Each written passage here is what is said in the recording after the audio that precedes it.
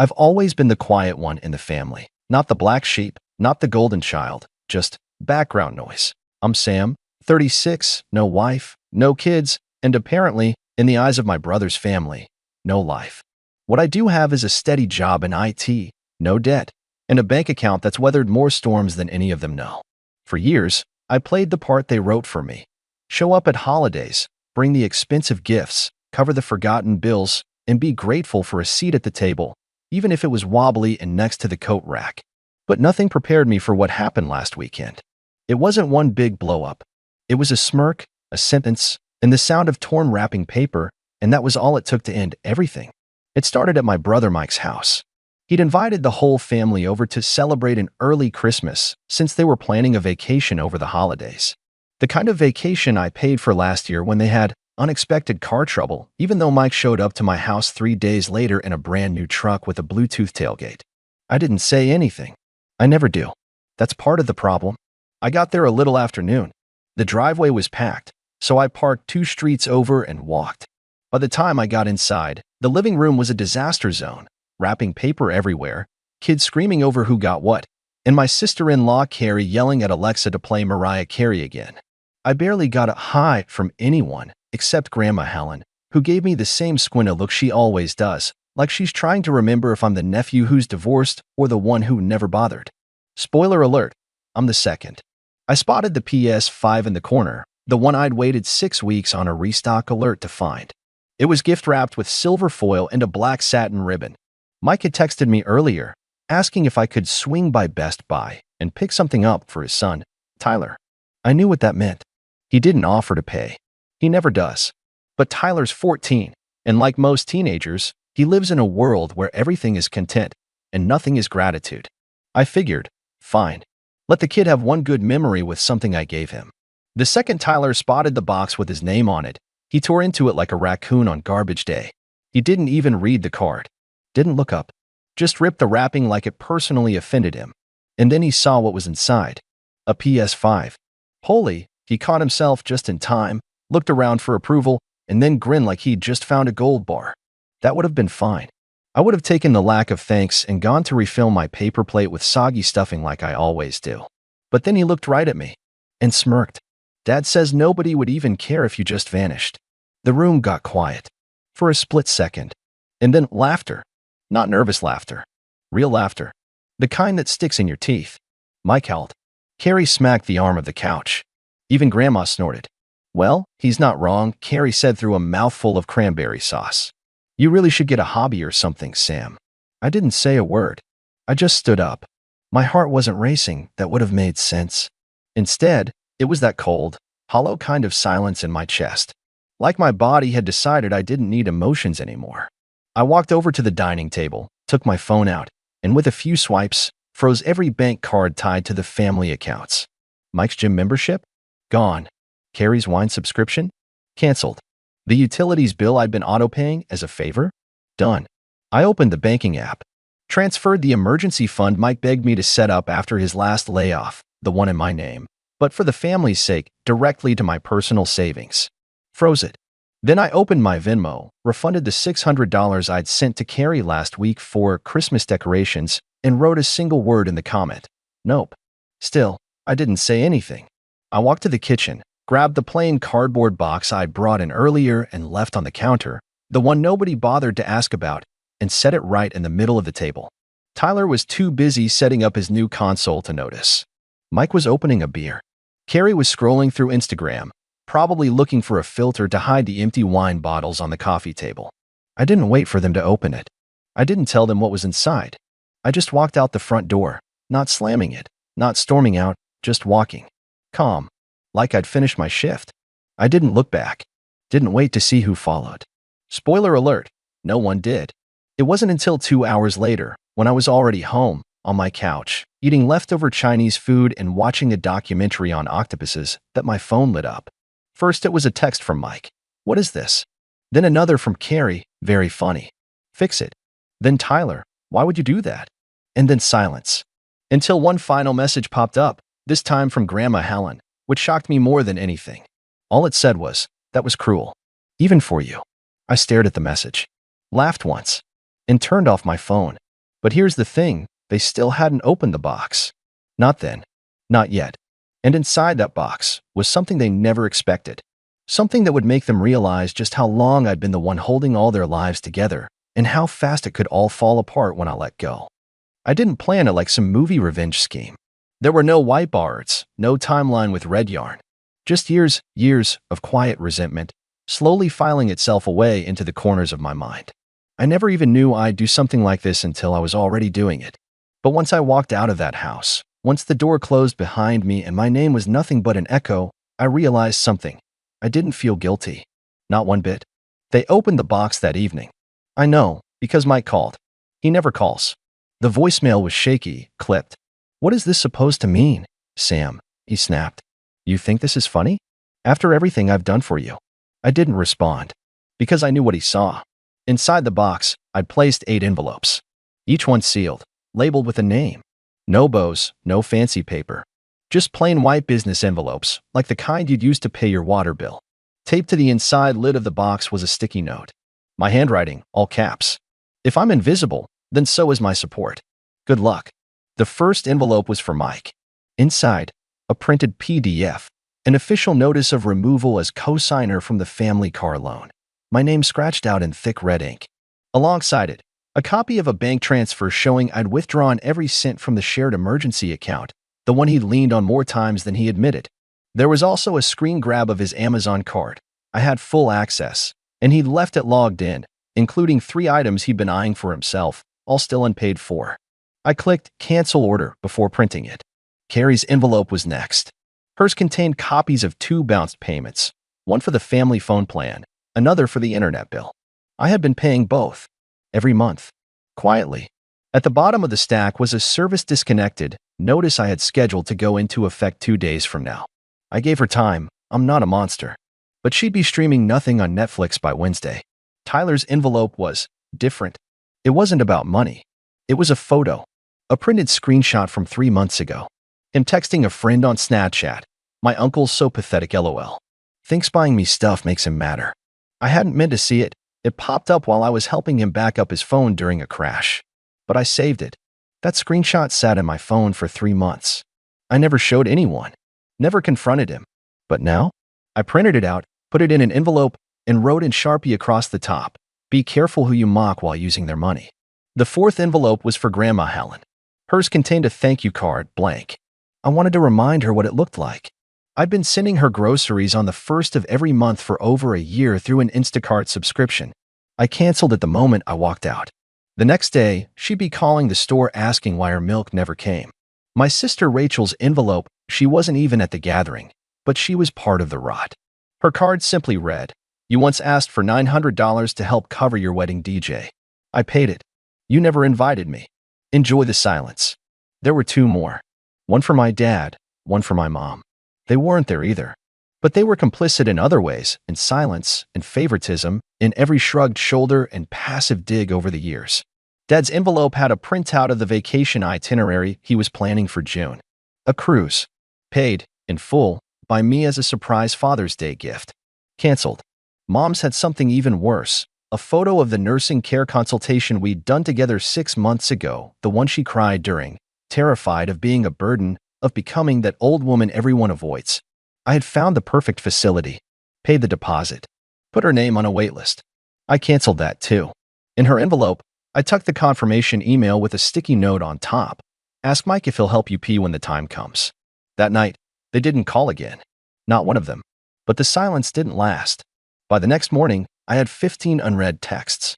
Most were angry. Carrie sent paragraphs, all caps, lots of emojis. Mike's were shorter. More venom. One simply said, "Wow, you really think you're better than us." Another, that PS5 is Tyler's. "You don't get to punish a child." A child?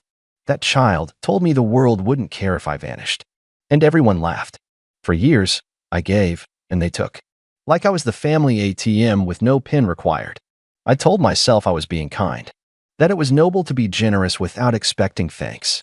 That maybe someday, when they saw I was always there, they'd actually notice me. But they didn't.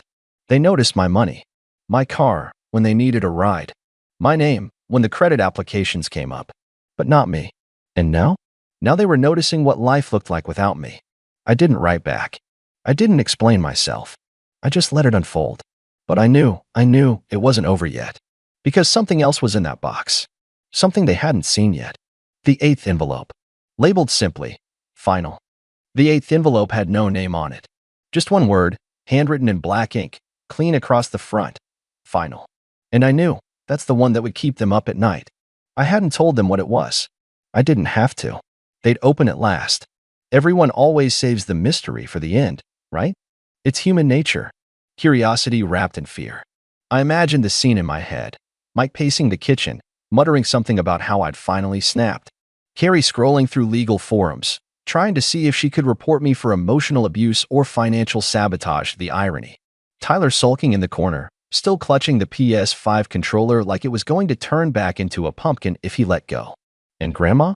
Probably sipping lukewarm tea with that same judgmental scowl, rehearsing a speech about how family doesn't turn its back, even when ungrateful.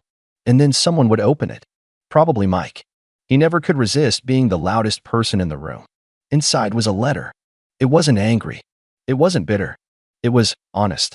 Printed on thick paper, folded with precision, like a resignation letter. Which, in a way, it was. It began.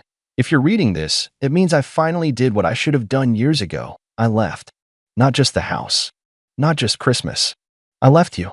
That first line was enough to punch through the silence, I'm sure. But I kept it going. I don't expect an apology. You don't have it in you. I've watched every one of you treat me like a background prop, a wallet, a taxi, a babysitter, a mistake you only acknowledge when it's convenient. You talk about family like it's sacred, but what you mean is useful. And I'm not useful anymore. Not in the way you want. I hadn't written this out of revenge. Not really. It was clarity. The kind you only get after years of swallowing your pride and calling it peacekeeping. The letter continued. Do you remember who paid the deposit when Tyler broke the neighbor's window and you wanted to avoid police involvement? Or who pretended not to notice that loan you never paid back? Or who drove 3 hours to fix your internet because you didn't want to pay a technician? I do. I remember everything. Because I kept the receipts, literally. You said no one would care if I vanished. That's when it clicked. You already think I have. You treat me like I'm invisible, disposable. So now, I'm doing you a favor. I'm disappearing. No more money. No more favors. No more being the family's silent safety net. And the last paragraph, that's the one I knew would stick. That's the one they'd read out loud, maybe even twice. You can keep the PS5. You can keep the gifts, the time, the memories I was foolish enough to think mattered. But from this point on, I'm no longer part of your family. Don't call. Don't text. Don't apologize. This isn't a negotiation. It's a notice. I hope someday you realize what you had. I really do. But by then, I'll be long gone. And you'll be opening a lot more empty boxes with nothing inside but your own echoes. That was it. No threats. No ultimatums. Just a clean, surgical goodbye. And then I signed it, Sam. I imagined Mike holding the paper like it might catch fire. Carrie scoffing, pretending to be unbothered while she blinked too much. Tyler trying to act cool, but glancing nervously toward his father for a cue. And Grandma? I imagined her going very still. Because she's old enough to know when someone really means they're done. They didn't know yet where I'd gone. They didn't know I'd already packed a suitcase. Booked a cabin up north, by the lake where Dad used to take us before he got bitter and bored. I had no plans to come back. I was renting it for 2 months, maybe more. A little place with no Wi-Fi, no cell service, and most importantly, no family obligations. I didn't even tell Rachel, because even she had laughed when they handed me that scratch-off for my birthday and said, well, if he wins, we'll finally get that pool. I thought I'd feel empty, regretful, alone.